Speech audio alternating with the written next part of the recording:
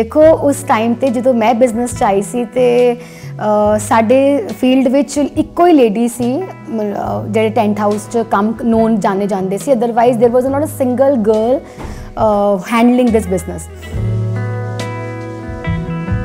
तकरीबन 48 ईयर्स हो गए हैं सानू टेंट हाउस च और बड़ा ही प्राउड फील होंदा अज कि उस टेंट हाउस का जेड़ा अगे अगे उहदा पौधा वध रहा है वो बहुत ही अच्छी तरह ग्रो किया है और साडे शहर विच असी फेस्टन पैले लैके आ पाए हैं। मेरा सपना बहुत छोटे होंदे तो यह सी कि मैं अपने पापा का बेटा बन के दिखाऊंगी, बिकॉज शायद बचपन चो कई गल्लां तुहाडे अंदर कर जांदियां, जिवें रिश्तेदार वगैरह सारे कहंदे हैं ना बेटियां है बेटियां है बेटियां है। सर जो मैं हुई सी तो मेरे दादा जी ने कहते नोटां दी थद्दियां वंडियां सी, because he was very happy. मैं एको चीज़ च बिलीव करदी हाँ कि सोन तो पहला जे कोई एक दूजे च नाराज़ है तो जे गलती उन्हां दी है तो चाहे मेरी है, सॉरी मैं ही कहनी है। सर बस मैं प्रेयर करती हूँ कि ईगो आवे ना, है नहीं हजे तक, पर आवे ना। जिस दिन आ गई ना फिर शिखा शिखा नहीं रहेगी।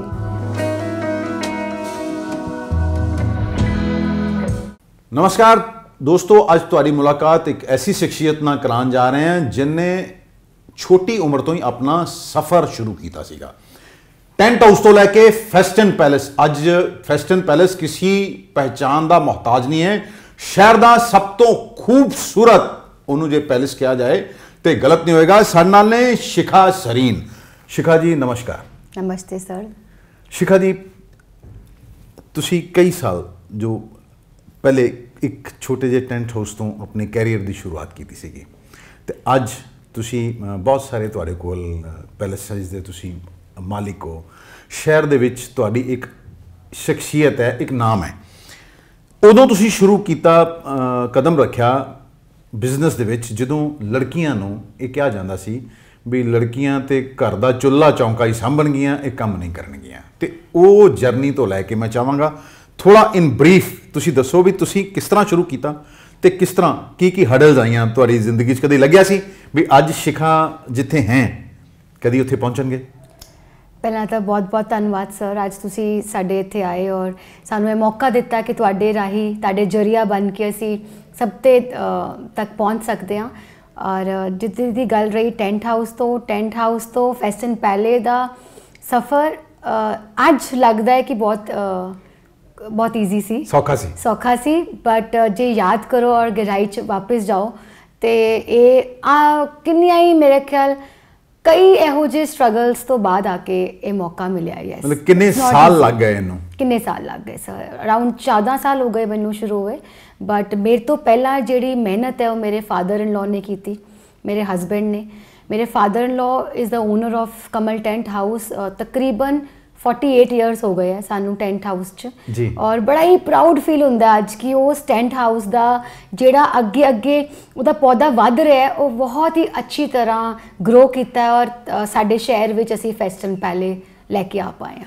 शिखा जी कितना औखा सीगा? देखो मेरा ख्याल है कि गलत नहीं तो तुहानू जिवें तुसीं दस्सिया 14 साल पहले तो ना ये फेस्टन ईरा सीगा, ना फेस्टन रॉयल सीगा ते ना ही फेस्टन पैलेस सीगा। तो तुसी टेंट हाउस तो अपना कैरियर शुरू किया तो तुहानू लगदा सी उदों कोई ड्रीम? जो शुरू करता बंदा उहदा ड्रीम हुंदा भी मैं किते पहुंचना है? हाँ जी सर, ड्रीम मेरा एज अ चाइल्ड जो मैं एक छोटी जी बच्ची सी ना उदों ही बहुत सी। और आज तो बहुत स्पैशल डे है, if I am not wrong अज कल्पना चावला जी की बर्थ एनिवर्सरी है जी। तो मैं उन्हों दी एक मेरी इंस्पिरेशन सी। मैनू अज भी याद है जो मैं स्कूल च सी ते न्यूज़ आई कि कल्पना चावला इंडिया की फर्स्ट पर जा रहे हैं एस्ट्रोनॉट एज बन के। तो मैं पापा नू कहा सी अपने कि मैं तुहानू एवें ही प्राउड फील करावांगी एक दिन। तो उस तो बाद जो all of sudden we missed her, मतलब वी लॉस्ट हर, उदों मेरे पेरेंट्स नू डर भी लगा कि ये तो कहती सी भी मैं कल्पना चावला बनांगी एंड देन। बट यस अज भी मेरा सपना बहुत छोटे होंदे तो यह सी कि मैं अपने पापा का बेटा बन के दिखाऊंगी, बिकॉज शायद बचपन चो कई गल्लां तुहाडे अंदर कर जांदियां, जिवें रिश्तेदार वगैरह सारे कहंदे हैं ना बेटियां है बेटियां है बेटियां है। बट ਅੱਜ ਤੇ ਜ਼ਮਾਨਾ ਬਹੁਤ ਬਦਲ ਗਿਆ, ਬਹੁਤ ਅੱਛਾ ਹੈ, ਬੈਟਰ ਹੋ ਗਿਆ ਹੈ, ਅਸੀਂ ਇੰਪਾਵਰਡ ਵੂਮਨ ਆ। ਬਟ ਉਦੋਂ ਤੋਂ ਹੀ ਸੁਪਨਾ ਸੀ ਕਿ ਹੁਣ ਪਾਪਾ ਨੂੰ ਬੇਟਾ ਬਣ ਕੇ ਦਿਖਾਣਾ ਹੈ। ਬਟ ਅੱਜ ਹੁਣ ਜਿਸ ਲੈਵਲ ਤੇ ਆਏ ਹਾਂ, ਜਿਸ ਏਜ 'ਚ ਮੈਚਿਓਰਿਟੀ ਅੱਗੇ ਅੱਗੇ ਵੱਧਦੀ ਹੈ, ਤੇ ਅੱਜ ਲੱਗਦਾ ਕਿ ਉਹ ਵੀ ਸੋਚ ਗਲਤ ਸੀ ਕਿ ਬੇਟਾ ਬਣਨ ਦੀ ਲੋੜ ਹੀ ਨਹੀਂ ਹੈ, ਬੇਟੀ ਆਲਰੇਡੀ ਹੀ ਇੱਕ ਬਲੈਸਿੰਗ ਹੈ ਆਪਣੇ ਪੈਰੈਂਟਸ ਲਈ। ਤੇ ਇੱਕ ਅੱਛਾ ਇਨਸਾਨ ਬਣ ਕੇ ਅੱਗੇ ਵੱਧ ਕੇ ਆਪਣੇ ਮਾਂ ਬਾਪ ਦਾ ਰੋਸ਼ਨ ਨਾਮ ਕਰੀ, ਉਹੀ ਬਹੁਤ ਹੈ। ਤੇ ਡ੍ਰੀਮ ਬਹੁਤ ਵੱਡਾ ਸੀ ਔਰ ਬਾਬਾ ਜੀ ਦੀ ਪੂਰੀ ਮਿਹਰ ਰਹੀ ਹੈ ਕਿ ਇਹਨੂੰ ਫੁੱਲਫਿਲ ਕਰ ਰਹੇ ਹਾਂ। ਬਟ ਮੈਨੂੰ ਲੱਗਦਾ ਹੈ ਕਿ ਹਰ ਪਹਾੜ ਦੇ ਜਦੋਂ ਚੋਟੀ ਤੇ ਅਸੀਂ ਪਹੁੰਚਦੇ ਆ ਨਾ, ਉਸ ਚੋਟੀ ਤੋਂ ਬਾਅਦ ਇੱਕ ਅਗਲਾ ਪਹਾੜ ਸ਼ੁਰੂ ਹੁੰਦਾ ਹੈ। ਸੋ that bottom needs ਕਿ ਤੁਸੀਂ ਹੁਣ ਫੇਰ ਚੜਾਈ ਕਰਨੀ ਹੈ ਤੇ ਇੱਕ ਹੋਰ ਪਹਾੜ ਦੇ ਮਾਊਂਟੇਨ ਤੇ ਪਹੁੰਚਣਾ ਹੈ। ਸੋ ਮੇਰਾ ਏਮ ਹੈ ਕਿ ਇੱਥੋਂ ਤੱਕ ਜੇ ਪਹੁੰਚੇ ਆ, ਅਗਲੀ ਚੋਟੀ ਹੋਰ ਨਜ਼ਰ ਆ ਰਹੀ ਹੈ ਤਾਂ ਉੱਥੇ ਵੀ ਪਹੁੰਚਣਾ ਹੈ। ਸ਼ਿਖਾ ਜੀ, ਤੁਸੀਂ 2 ਭੈਣਾਂ ਹੋ। ਹਾਂਜੀ। ਉਦੋਂ ਬੇਟੀਆਂ ਕਿਹਾ ਜਾਂਦਾ ਸੀ, ਜਿਸ ਤੋਂ ਕਾਫੀ ਪੁਰਾਣੀ ਗੱਲ, ਕਈ ਸਾਲ ਹੋ ਗਏ, ਤੇ ਹਰ ਕੋਈ ਚਾਹੁੰਦਾ ਸੀ, ਮਾਂ-ਬਾਪ ਚਾਹੁੰਦੇ ਸੀ ਵੀ ਇੱਕ ਬੇਟਾ ਜ਼ਰੂਰ ਹੋਵੇ ਵੀ ਸਾਡਾ ਬੁਢਾਪੇ ਦਾ ਸਹਾਰਾ ਬਣੇ। ਤੇ ਕਦੀ ਤੁਹਾਨੂੰ ਬਚਪਨ 'ਚ ਤੁਹਾਨੂੰ ਦੋਨਾਂ ਭੈਣਾਂ ਨੂੰ ਇਹ ਮਹਿਸੂਸ ਨਹੀਂ ਹੋਇਆ? ਸਰ, ਜਦੋਂ ਮੈਂ ਹੋਈ ਸੀ ਤੇ ਮੇਰੇ ਦਾਦਾ ਜੀ ਨੇ ਕਹਿੰਦੇ ਨੋਟਾਂ ਦੀ ਥੱਦੀਆਂ ਵੰਡੀਆਂ ਸੀ, because he was very happy.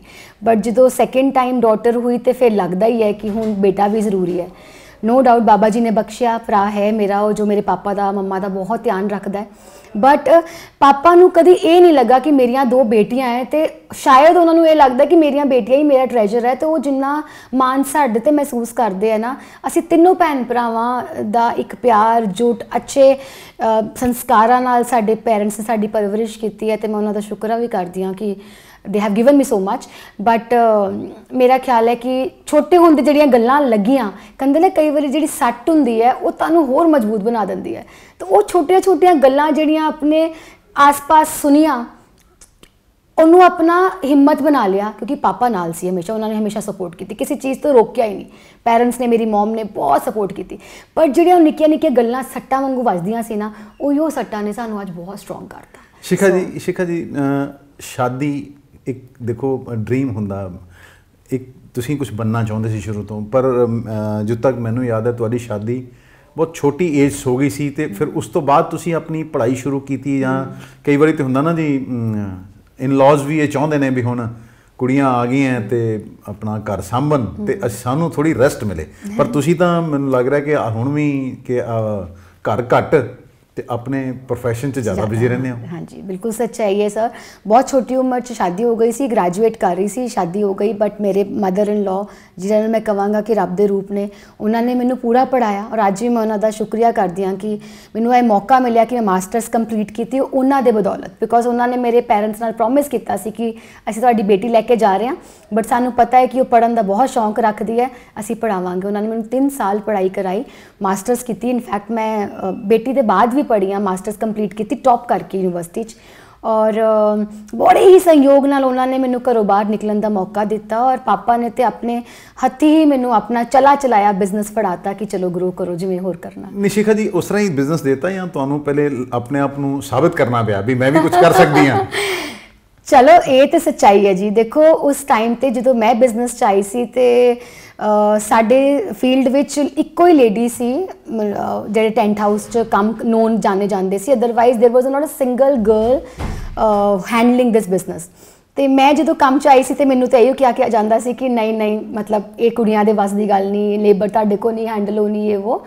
But ਜਦੋਂ ਲਿਖਿਆ ਸੀ ਤੇ ਜਦੋਂ ਆ ਗਈ, ਉਦੋਂ ਮੇਰੇ ਘਰਦਿਆਂ ਨੇ ਮੈਨੂੰ ਬਹੁਤ ਸਪੋਰਟ ਕੀਤਾ। ਚੈਲੰਜ ਇਹੋ ਸੀ ਕਿ ਲੇਬਰ ਨਹੀਂ ਮੰਨੂਗੀ, ਬਟ ਅੱਜ ਬੜਾ ਹੀ ਅੱਛਾ ਲੱਗਦਾ ਹੈ ਕਿ ਜਿਹੜੀ ਲੇਬਰ ਉਹ ਕਹਿੰਦੇ ਸੀ ਮੇਰੇ ਕੋਲ ਨਹੀਂ ਮੰਨੇਗੀ, ਉਹ ਉਹਨਾਂ ਕੋਈ ਨਹੀਂ ਮੰਨਦੀ ਤੇ ਮੇਰੇ ਕੋਲ ਮੰਨ ਜਾਂਦੀ ਹੈ।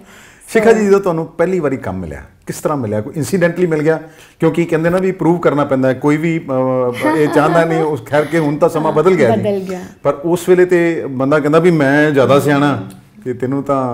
ਮੇਰੇ ਘਰਦਿਆਂ ਨੇ ਕੰਮ ਕਰਨ ਤੋਂ ਤਾਂ ਕਦੀ ਨਹੀਂ ਰੋਕਿਆ। ਮੈਂ ਕੰਮ ਟੀਚਿੰਗ ਵੀ ਕੀਤੀ 1 ਈਅਰ ਲਈ, ਪੇਂਟਿੰਗਸ ਮੈਂ ਬਹੁਤ ਸੇਲ ਕੀਤੀਆਂ ਹੋਟਲਸ ਲਈ, ਬਿਕੋਜ਼ ਆਈ ਐਮ ਆਰਟਿਸਟ।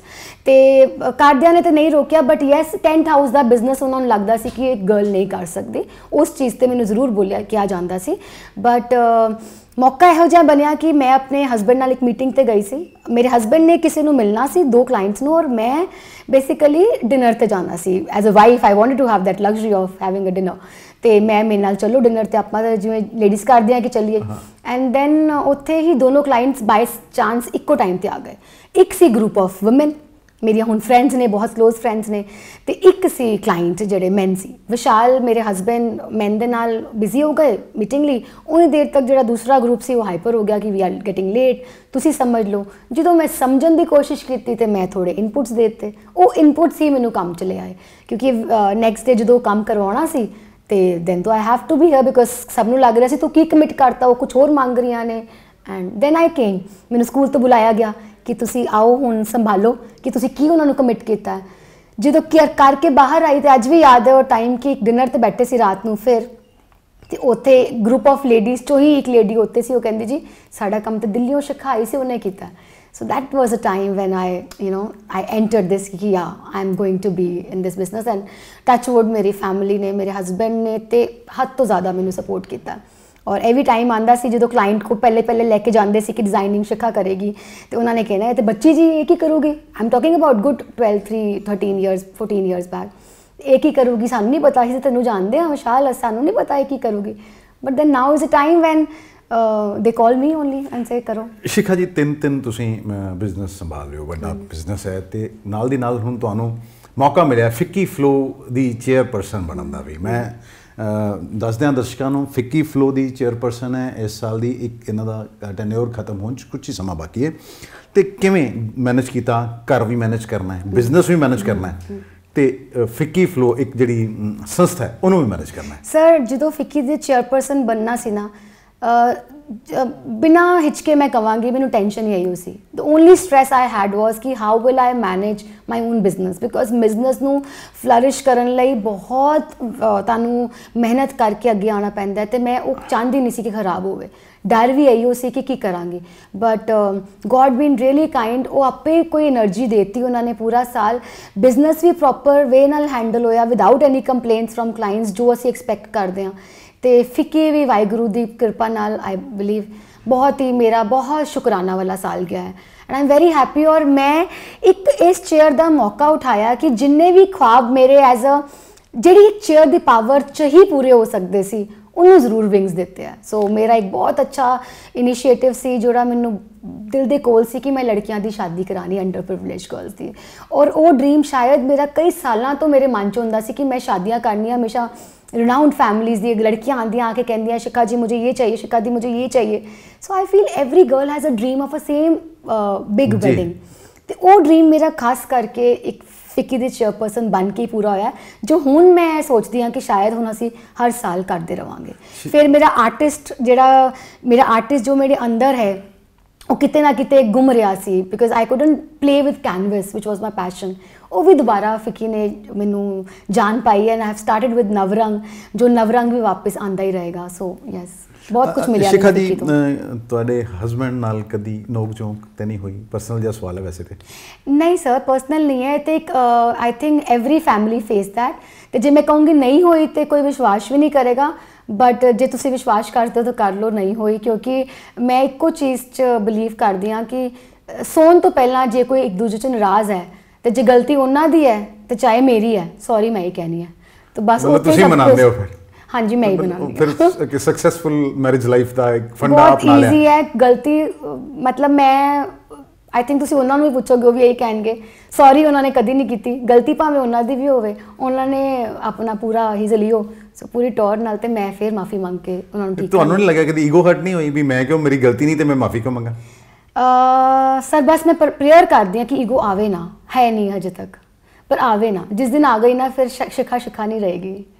हाँ तो शिखा जी कभी ये सोचा है फिक्की फ्लो की चेयरपर्सन तो बाद अगे कभी पॉलिटिक्स आना या किते होर इस तो वड्डे प्लेटफार्म ते जाना, जिवें तुसीं दस्सिया कि मैं फेस्टन पैलेस तो हुण अगे देख लिए मैंने एक होर पहाड़ नज़र आ रहा है, हाँ इसका मतलब है कि तुसीं होर चीज़ शहर नूं दिओगे। हाँ तो क्या फिक्की फ्लो की चेयरपर्सन तो भी अगे जाओगे? सर अपॉर्चुनिटी नूं कदी मिस नहीं किया, और जे कोई अपॉर्चुनिटी आई उन्होंने मिस करांगे भी नहीं, और अपॉर्चुनिटी मिस करन दी हिम्मत बाबा जी बख्शते रहन ते अगे वधदे रहिए। सो मैनू बहुत सारे डोर्स नज़र आ रहे हैं जो जे ठीक लगा और बाबा जी ने जो चाहा कि वो रस्ता सही है तो नहीं रुकांगे। शिखा जी तुहानू की लगता शहर की सब तो वड्डी जिहड़ी समस्या वो की है? साडे सिटी दी जी अमृतसर दी सब तो वड्डी ब्लैसिंग भी हुई है, ਔਰ ਜਿਹਨੂੰ ਕਹੋਗੀ ਸਮੱਸਿਆ ਵੀ ਉਹੀ ਹੈ ਕਿ ਸਮਾਲ ਸਿਟੀ ਹੋਣ ਕਾਰਨ ਜੇ ਇੱਕ ਰਿਊਮਰ ਫੈਲਦੀ ਹੈ ਤੇ ਸਾਰੀ ਉਹੀ ਫੈਲ ਜਾਂਦੀ ਹੈ। ਤੇ ਜੇ ਕਿਸੇ ਨੇ ਮਤਲਬ ਇਟਸ ਲਾਈਕ ਸਮਾਲ ਸਿਟੀ ਹੋਣ ਦਾ ਨੁਕਸਾਨ ਘੱਟ ਹੈ, ਫਾਇਦਾ ਜ਼ਿਆਦਾ ਹੈ। ਮੈਨੂੰ ਤੇ ਪਰਿਵਾਰ ਮਿਲਿਆ ਹੈ ਔਰ ਮੈਨੂੰ ਐਵੇਂ ਲੱਗਦਾ ਜਿੰਨੇ ਮੇਰੇ ਕਲਾਇੰਟਸ ਮਿਲੇ ਉਹ ਸਾਰੇ ਫੈਮਿਲੀ ਬਣ ਕੇ ਹੀ ਹੁਣ ਮੇਰੇ ਨਾਲ ਖੜੇ ਹੈ ਤੇ ਮੈਨੂੰ ਆਪਣੇ ਸ਼ਹਿਰ ਵਰਗਾ ਸ਼ਹਿਰ ਦੂਜਾ ਨਹੀਂ ਜੇ ਲੱਗਦਾ ਕੋਈ ਵੀ। ਸੋ ਪ੍ਰੋਬਲਮ ਐਜ਼ ਸੱਚ ਮੈਨੂੰ ਅੰਮ੍ਰਿਤਸਰ 'ਚ ਐਜੂਕੇਸ਼ਨ 'ਚ ਥੋੜ੍ਹਾ ਜਿਹਾ ਅਸੀਂ ਕਿਤੇ ਨਾ ਕਿਤੇ ਮੇਬੀ ਸਾਨੂੰ ਬੱਚਿਆਂ ਨੂੰ ਬਾਹਰ ਭੇਜਣਾ ਪੈ ਰਿਹਾ। ਮੈਡੀਕਲ ਵਿੱਚ ਵੀ ਕਿਤੇ ਨਾ ਕਿਤੇ ਸਾਡੀ ਸਿਟੀ ਨੂੰ ਥੋੜ੍ਹੀ ਜਿਹੀ ਹੋਰ ਇੰਪਾਵਰਮੈਂਟ ਦੀ ਲੋੜ ਹੈ। ਇਹ ਦੋ ਸੈਕਟਰਸ ਹੈ ਜੋ ਕਿ ਜੇ ਅਸੀਂ ਪਿਛਲੇ ਸਾਲਾਂ 'ਚ ਵੇਖੀਆਂ ਤੇ ਉਹਦੇ ਨਾਲੋਂ ਤਾਂ ਬਹੁਤ ਬੈਟਰ ਹੋ ਚੁੱਕੇ ਨੇ।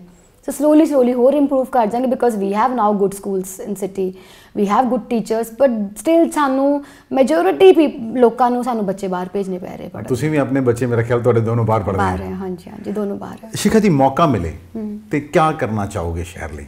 ਸ਼ਹਿਰ ਲਈ ਸ਼ਹਿਰ, ਸਮਾਜ, ਦੇਸ਼? ਸਮਾਜ ਲਈ ਸਰ ਮੈਨੂੰ ਬਹੁਤ ਚੰਗਾ ਲੱਗਦਾ ਜੇ ਮੇਰੇ ਤੋਂ ਕੋਈ ਖੁਸ਼ ਹੋ ਜਾਏ ਔਰ ਮੈਂ ਸ਼ਾਇਦ ਆਪਣੀ ਹਜੇ ਤੱਕ ਦੀ ਲਾਈਫ ਸਭ ਨੂੰ ਖੁਸ਼ ਹੋਣ 'ਚ ਹੀ ਟਰਾਈ ਕਰਦੀ ਰਹੀ ਹਾਂ ਤੇ ਜੇ ਮੈਨੂੰ ਇਹ ਮੌਕਾ ਮਿਲਦਾ ਰਿਹਾ ਤੇ ਮੈਂ ਸਭ 'ਚ ਖੁਸ਼ੀਆਂ ਹੀ ਵੰਡਣਾ ਚਾਹੂੰਗੀ ਬਸ। ਇਹ ਕਦੀ ਹੋ ਨਹੀਂ ਸਕਦਾ ਜੀ ਵੀ ਸਾਰਿਆਂ ਨੂੰ ਖੁਸ਼ ਰੱਖਣਾ ਤੇ ਬੜਾ ਔਖਾ ਜਾਏ ਜੀ?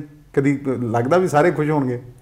ਸਰ ਮੈਂ ਕਰ ਦਿੰਦੀ ਆਪਣੇ ਵੱਲੋਂ ਜੋ ਬੈਸਟ ਕਰ ਸਕਦੀ ਹਾਂ। ਹੁਣ ਉਹਨਾਂ ਦੇ ਉੱਤੇ ਹੈ ਕਿ ਉਹ ਕਿੰਨਾ ਕੁ ਖੁਸ਼ ਹੋ ਸਕਦੇ ਆ, ਬਟ ਮੈਂ ਫਿਰ ਕੀ ਕਹਾਂ, ਵਾਕਈ ਸਾਰੇ ਖੁਸ਼ ਹੋ ਜਾਂਦੇ ਮੇਰੇ ਤੋਂ। ਅੱਛਾ ਸ਼ਿਖਾ ਜੀ, ਇੱਕ ਹਮੇਸ਼ਾ ਹਜੇ ਵੀ ਕਈ ਵੈਸੇ ਤੇ ਬਹੁਤ ਫਰਕ ਪੈ ਗਿਆ ਸਮਾਜ ਦੇ ਵਿੱਚ, ਪਰ ਕੁਝ ਲੋਕ ਹਜੇ ਵੀ ਹੈ ਜਿਹੜੇ ਭਰੂਣ ਹੱਤਿਆਵਾਂ ਕਰਦੇ ਹੈ। ਬਹੁਤ ਸਾਰੀ ਖਬਰਾਂ ਆਉਂਦੀਆਂ ਉਹਦੇ ਵਿੱਚ। ਦੇਖੋ ਮੈਂ ਕਿਸੇ ਇੱਕ ਪ੍ਰੋਫੈਸ਼ਨ ਨੂੰ ਖਰਾਬ ਨਹੀਂ ਕਹਿਣਾ ਵੀ ਤੁਸੀਂ ਉਹ ਲੋਕਾਂ ਨੂੰ, ਕਿਉਂਕਿ ਲੜਕੀਆਂ ਦੇਖੋ ਅੱਜ ਕੱਲ੍ਹ ਕਿਸੇ ਵੀ ਚੀਜ਼ 'ਚ ਪਿੱਛੇ ਨਹੀਂ ਹੈ, ਤੇ ਕਿਆ ਉਹਨਾਂ ਲੋਕਾਂ ਨੂੰ ਤੁਸੀਂ ਕਿਆ ਮੈਸੇਜ ਦੇਣਾ ਚਾਹੋਗੇ ਵੀ ਜਿਹੜੇ ਲੋਕ ਹਜੇ ਵੀ ਕਹਿੰਦੇ ਆ ਵੀ ਮੁੰਡਾ ਹੀ ਚਾਹੀਦਾ? ਸਰ ਇਹ 'ਚ ਨਾ ਕਸੂਰ ਜਿਹੜਾ ਬੰਦਾ ਭਰੂਣ ਹੱਤਿਆ ਕਰ ਰਿਹਾ ਹੈ ਉਹਦਾ ਵੀ ਨਹੀਂ ਜੇ, ਬਿਕੋਜ਼ ਉਹਨੂੰ ਇੰਨਾ ਕੁ ਕਿਸੇ ਨਾ ਕਿਸੇ ਲੈਵਲ, ਦੇਖੋ ਤੁਸੀਂ ਇੱਕ ਮਾਂ ਦਾ ਦਿਲ ਸਮਝੋ ਨਾ, ਮਾਂ ਆਪਣੇ ਬੱਚੇ ਤੋਂ ਬਾਅਦ ਕਿਸੇ ਨੂੰ ਹੋਰ ਨੂੰ ਪਿਆਰ ਨਹੀਂ ਕਰ ਸਕਦੀ। ਤੇ ਜੇ ਉਹਨੂੰ ਉਹ ਸਟੈਪ ਉਠਾਉਣਾ ਪੈਂਦਾ ਹੈ, ਇਸ ਦਾ ਮਤਲਬ ਹੈ ਕਿ ਉਹ ਕਿੰਨੇ ਵੱਡੇ ਪ੍ਰੈਸ਼ਰ 'ਚ ਹੈ, ਔਰ ਪ੍ਰੈਸ਼ਰ ਦਾ ਮਤਲਬ ਹੈ ਕਿ ਉਹਨੂੰ ਸਮਾਜ ਦੇ ਰਿਹਾ, ਉਹਨੂੰ ਮਾਹੌਲ ਇਹੋ ਜਿਹਾ ਦੇ ਦਿੱਤਾ ਜਾਂਦਾ ਕਿ ਉਹਨੂੰ ਇਹ ਸਟੈਪ ਚੁੱਕਣਾ ਪੈ ਜਾਂਦਾ। ਜੇ ਇਹ ਮੈਂ ਕੁਝ ਕਹਿਣਾ ਚਾਹਾਂ ਤੇ ਇਹੋ ਕਹਾਂਗੀ ਕਿ ਜਿਹੜੇ ਵੀ ਪੈਰੈਂਟਸ ਨੂੰ ਇਹ ਮਾਹੌਲ ਮਿਲਦਾ ਹੈ, ਜੇ ਤੁਸੀਂ ਆਪਣੇ ਆਪ ਤੇ ਹੌਸਲਾ ਰੱਖੋ ਔਰ ਉਸ ਵਾਹਿਗੁਰੂ ਦਾ ਆਸਰਾ ਲੈ ਕੇ ਟੇਕ ਲੈ ਕੇ ਅੱਗੇ ਵਧੋ, ਬੇਟੀਆਂ ਤੋਂ ਉੱਪਰ ਨਾਮ ਕਮਾ ਸਕਦੀਆਂ। ਬਟ ਮੈਂ ਉਹਨਾਂ ਨੂੰ ਗਲਤ ਨਹੀਂ ਕਹਾਂਗੀ ਕਿਉਂਕਿ ਮੈਨੂੰ ਪਤਾ ਹੈ ਕਿ ਮਾਹੌਲ ਹੀ ਐਸਾ ਬਣ ਜਾਂਦਾ ਕਿ ਉਹਨਾਂ ਨੂੰ ਇਹ ਸਟੈਪ ਚੁੱਕਣਾ ਪੈਂਦਾ, ਔਰ ਜਦੋਂ ਉਹਨਾਂ ਨੂੰ ਸਟੈਪ ਚੁੱਕਣਾ ਪੈਂਦਾ ਉਹਨਾਂ ਦੇ ਹੈਲਪ ਕਰਨ ਵਾਲੇ ਡਾਕਟਰ ਉਹਨਾਂ ਲਈ ਮਸੀਹਾ ਹੀ ਬਣ ਜਾਂਦੇ ਉਸ ਸਮੇਂ 'ਤੇ। But that is absolutely wrong. I don't promote this at all because a girl or a boy has equal rights, equal responsibilities ਤੇ ਅਸੀਂ ਇਹਨਾਂ ਦੋਵਾਂ ਨੂੰ ਇੱਕੋ ਜਿਹਾ ਪਿਆਰ ਕਰਕੇ ਅੱਗੇ ਵਧਾਈਏ। ਬੇਟਾ ਬੇਟੀ 'ਚ ਕੋਈ ਫਰਕ ਨਹੀਂ ਰਹਿ ਗਿਆ। ਰਾਦਰ ਸਰ ਮੈਨੂੰ ਤਾਂ ਡਰ ਲੱਗਦਾ ਜੇ ਹੁਣ ਕਿ ਆਉਣ ਵਾਲੇ ਸਾਲਾਂ 'ਚ ਕਿਤੇ ਜਿਵੇਂ ਅਸੀਂ ਕਹਿੰਦੇ ਆ ਰਹੇ ਹਾਂ ਲੇਡੀਜ਼ ਨੂੰ ਇੰਪਾਵਰ ਕਰੋ, ਕਿਤੇ ਬੰਦਿਆਂ ਨੂੰ ਇੰਪਾਵਰ ਕਰਨ ਦੀ ਲੋੜ ਨਾ ਪੈ ਜਾਏ, ਬॉयਜ਼ ਨੂੰ ਇੰਪਾਵਰ ਕਰਨ ਦੀ ਲੋੜ ਨਾ ਪੈ ਜਾਏ। ਇਹ ਕਿਉਂ ਸੋਚ ਆਈ ਤੁਹਾਡੇ ਦਿਮਾਗ 'ਚ? ਸਰ ਸ਼ੁਰੂ ਤੋਂ ਸਮਾਜ ਬਚਪਨ ਤੋਂ ਜਿੰਨਾ ਕੁ ਸਿੱਖਿਆ ਐਕਸਟ੍ਰੀਮ ਵੇ ਤੁਰਦਾ ਆ ਰਿਹਾ। ਐਕਸਟ੍ਰੀਮ ਵੇ ਸੀ ਨਾਰੀ ਪ੍ਰਥਾ, ਸਤੀ ਪ੍ਰਥਾ, ਚੁੰਨੀ ਲੈ ਕੇ ਰੱਖੋ, ਐਕਸਟ੍ਰੀਮ ਤੱਕ। ਹੁਣ ਜੇ ਲੜਕੀਆਂ ਨੇ ਚੁੰਨੀ ਲਾਈਆਂ ਤੇ ਹੁਣ ਤੇ ਕੱਪੜੇ ਹੀ ਸਾਰੇ ਮਾਡਰਨ ਸੁਸਾਇਟੀ ਹੋ ਗਈ, ਐਕਸਟ੍ਰੀਮ ਚਲੇ ਗਏ ਨਾ ਆਪਾਂ। ਕਿਤੇ ਚੁੰਨੀ ਨਹੀਂ ਉੱਪਰ ਚੁੱਕਣੀ ਤੇ ਕਿਤੇ ਹੁਣ ਅਸੀਂ ਹਰ ਚੀਜ਼ ਕੁੰਡ ਕੱਢਣਾ ਜਿਵੇਂ ਕਹਿੰਦੇ ਆਪਾਂ, ਐਕਸਟ੍ਰੀਮ ਚੱਲਦੇ ਆ ਰਹੇ ਹਾਂ। ਕਿਤੇ ਬੇਟੀ ਨੂੰ ਬਿਲਕੁਲ ਹੀ ਮਾਰ ਦਿੱਤਾ ਜਾਂਦਾ ਸੀ, ਕਿੰਨੀ ਤਰ੍ਹਾਂ ਦੇ ਪ੍ਰਥਾ ਚੱਲਦੇ ਆਏ, ਔਰ ਕਿਤੇ ਬੇਟੀ ਨੂੰ ਹੀ ਹੁਣ ਇੰਪਾਵਰ ਕੀਤਾ ਜਾ ਰਿਹਾ ਔਰ ਮੁੰਡਿਆਂ ਨੂੰ ਅਸੀਂ ਕਈ ਫੈਮਿਲੀਜ਼ 'ਚ ਵੇਖਦੇ ਹਾਂ ਜਿੱਥੇ ਬੇਟਿਆਂ ਨੂੰ ਪੁੱਛਿਆ ਵੀ ਨਹੀਂ ਜਾ ਰਿਹਾ, ਬੇਟੀ ਹੀ ਬੇਟੇ ਦੇ ਘਰ ਖਰਾਬ ਕਰ ਰਹੀ ਹੈ। ਇਹ ਵੀ ਸੈਕਟਰ ਸਮਾਜ 'ਚ ਹੈ ਤੇ ਜੇ ਇਹ ਸਮਾਜ 'ਚ ਸੈਕਟਰ ਐਕਸਟ੍ਰੀਮ ਵੱਲ ਨੂੰ ਜਾ ਰਿਹਾ ਤਾਂ ਕੱਲ ਨੂੰ ਤੁਸੀਂ ਵੇਖੋ ਕਿ ਬੇਟਿਆਂ ਨੂੰ ਵੀ ਇੰਪਾਵਰ ਕਰਨ ਦੀ ਲੋੜ ਪੈ ਜਾਣੀ। ਆਪਣਾ ਆਈਡੀਅਲ ਕਿਹਨੂੰ ਮੰਨਦੇ ਹੋ? ਮੇਰੇ ਆਈਡਲ ਮੇਰੀ ਮਦਰ।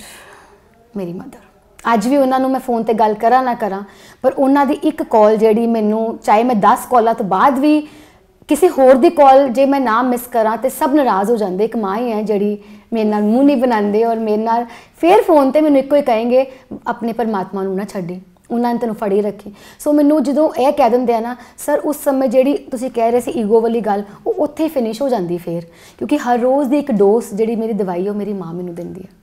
ਅੱਛਾ, ਤੁਸੀਂ ਸ਼ਿਖਾ ਜੀ ਜਿਵੇਂ ਤੁਸੀਂ ਦੱਸਿਆ ਵੀ ਇਹ ਲੱਗਦਾ ਸੀ ਕਿ ਬਚਣਾ ਨਹੀਂ ਹੈ, ਤੇ ਤੁਹਾਡੇ ਮਦਰ ਨੂੰ ਜਾਂ ਪੇਰੈਂਟਸ ਨੂੰ ਕਦੇ ਲੱਗਿਆ ਹੋਵੇ ਵੀ ਕੁੜੀ ਨੇ ਤੇ ਚੱਲ ਜਾਣਾ ਹੈ, ਤੇ ਕਿਉਂ ਲੱਗਦਾ ਸੀ? ਆਈ ਡੋਨਟ ਨੋ ਤੁਸੀਂ ਕਿਵੇਂ ਇਹ ਕੁਐਸਚਨ ਪੁੱਛ ਰਹੇ ਹੋ, ਬਟ ਮੇਰੇ ਨਾਲ ਹੋਇਆ। ਮੇਰੇ ਮੰਮਾ ਨੂੰ ਹਮੇਸ਼ਾ ਲੱਗਦਾ ਸੀ ਕਿ I am her precious daughter, but I am not going to have a long life. I was a child, ਉਹਨਾਂ ਨੂੰ ਡਰ ਲੱਗਦਾ ਸੀ, ਬਟ ਹੁਣ ਉਹਨਾਂ ਨੂੰ ਕਹਿੰਦੀ ਰਹਿੰਦੀ ਬਾਬਾ ਬਹੁਤ ਹੈ, ਬਾਬਾ ਜੀ ਮੇਰੇ ਨਾਲ ਹੈ, ਕੁਛ ਨਹੀਂ ਹੁੰਦਾ।